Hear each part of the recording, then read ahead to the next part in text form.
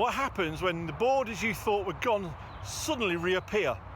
In 2016, the Brexit referendum promised to take back control. But control, it turned out, meant reopening old wounds about where Britain begins and ends, about who belongs where, about what it means to share an island or a union. The night of the referendum, results rolled in from Sunderland, then Cornwall, then Birmingham.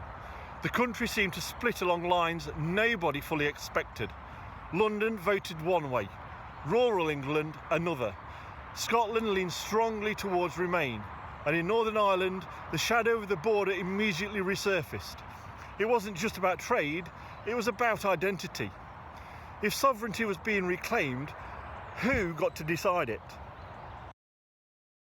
For decades after the Good Friday Agreement, the border between Northern Ireland and the Republic had melted into near invisibility. Cross it and you'd hardly notice. Brexit threatened to make it hard again, with custom posts, checks and fences. Suddenly, everyday life of farmers, commuters and families who straddled the line was at stake. Could a peace built on a blurred boundaries survive a new line in the road? In Scotland, Brexit revived another unsettled issue: independence. In 2014, Scots had voted to stay in the United Kingdom, reassured partly by continued EU membership. But 2 years later, that guarantee was gone. A majority of Scotland had chosen to remain in the EU, yet they were pulled out by the UK-wide result. The constitutional fault lines deepened. Was the Union itself now on borrowed time? When the UK and EU negotiated the Withdrawal Agreement, the border question dominated. The so-called Northern Ireland Protocol was designed to keep the Irish border open by placing checks instead in the Irish Sea. In theory, it solved a problem. In practice, it created a new one. Unionists in Northern Ireland felt cut adrift from the rest of Britain. Could a treaty meant to prevent division actually deepen it? Beyond politics, Brexit reshaped geography in a very practical way. Lorry queues in Kent, custom forms for Welsh exporters, tariffs avoided or imposed. These were borders not on maps, but in paperwork and supply chains.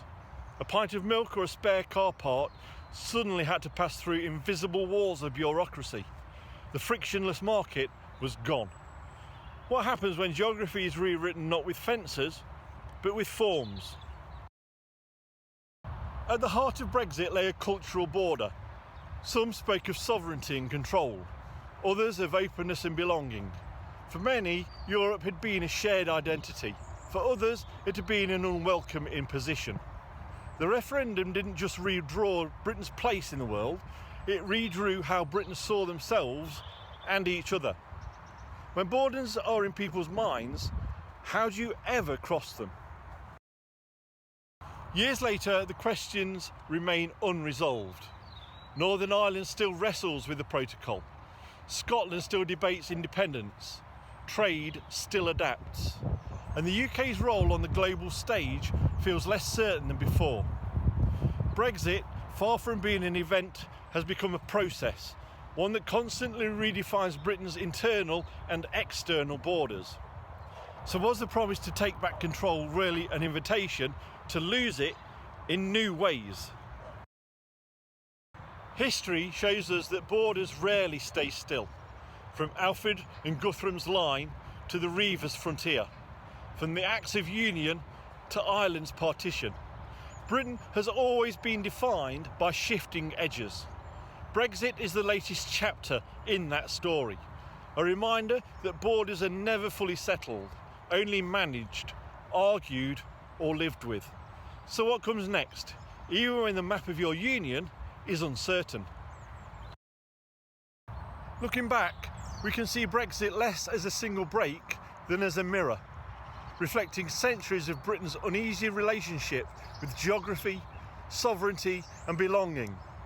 The referendum opened questions as old as the Union itself, as deep as identity and as wide as global trade. Borders we thought had vanished came back into view. And perhaps that is the lesson. Borders never truly go away. They shift, fade and return, each time reshaping how Britain understands itself. Next time we'll step back into history once more to see how another moment of change reshaped the very landscape.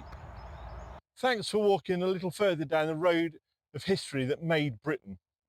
If you liked it, there's a button especially for that. If you subscribe, there's a whole back catalogue for you to enjoy. And if you ding the bell, you'll be informed of every new episode. Maybe something like this one that YouTube's chosen for you. Have a look, I think you'll like it. Until next time, thanks for watching, take care, and I'll see you very soon.